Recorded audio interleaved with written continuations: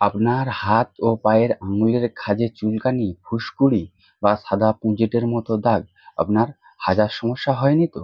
এই হাজা হওয়ার কারণ কি বা হাজা হওয়ার চিকিৎসাই বা কি? ক্লোটিমাজল ক্রিমের সাহায্যে কিভাবে এই হাজা থেকে আপনি মুক্তি পেতে পারেন, তো তার নিয়েই আজকের এই ভিডিওটা।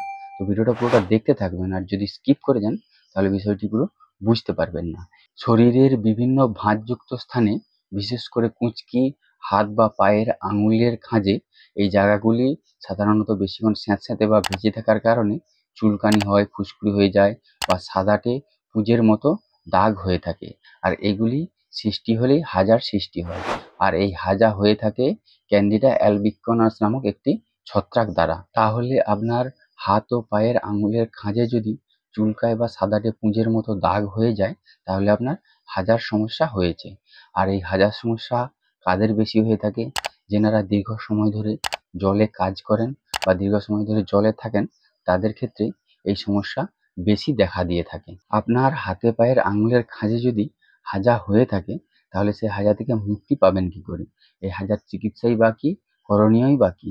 আপনার যদি হাজা হয়ে থাকে, সেক্ষেত্রে আপনাকে ওই স্থানগুলি বা হাতে পায়ের আঙুলের খাঁজগুলি পরিষ্কার করতে হবে এবং শুকনো রাখতে হবে। আর আপনি যদি দীর্ঘ সময় ধরে জলে থাকেন বা জলে কাজ করেন, যত তাড়াতাড়ি সম্ভব আপনাকে ওই কাজ সেরে ফেলতে হবে এবং সেই কাজ সেরে আপনাকে ওই জায়গাগুলি সযত্নে শুকনো করতে হবে এবং পরিষ্কার করতে হবে। আর এই হাজার সমস্যায় আপনারা ক্লোটিমাজল ক্রিম ব্যবহার করতে পারেন দিনে 2 বার। আর এই ক্রিম ব্যবহার করার কিছুদিনের মধ্যেই আপনারা এই হাজার সমস্যা থেকে মুক্তি পাবেন। যদি ক্লোটিমাজল ক্রিম ব্যবহার করার পরেও হাজার সমস্যা থেকে মুক্তি না হয়ে থাকে, সেক্ষেত্রে মুখে খাওয়ার ওষুধ দেওয়া হয়ে থাকে, যেমন ফ্লুকোনাজল, সেটি অবশ্যই চিকিৎসকের পরামর্শ অনুযায়ী।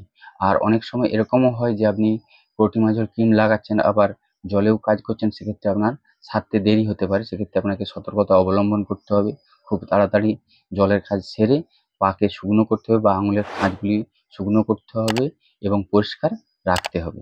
তাহলে আপনাদের হাজা হলে, হাতে পায়ের আঙুলের খাঁজে যদি হাজা হয়ে থাকে, সেক্ষেত্রে ক্লোটিমাজল ক্রিম দিনে 2 বার ব্যবহার করতে পারেন, দুপুরে 1 বার এবং রাত্রে শোবার সময় 1 বার।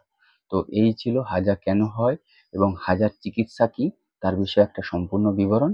এর বাইরেও যদি আপনাদের কিছু জানার থাকে, তাহলে অবশ্যই কমেন্ট করে জানাবেন। আর ভিডিওটি যদি ভালো লেগে থাকে তাহলে শেয়ার করবেন, লাইক করবেন, আর হ্যাঁ, অবশ্যই চ্যানেলটিকে সাবস্ক্রাইব করে দেবেন। আপনারা সকলে বেশ ভালো থাকবেন, সুস্থ থাকবেন। ধন্যবাদ।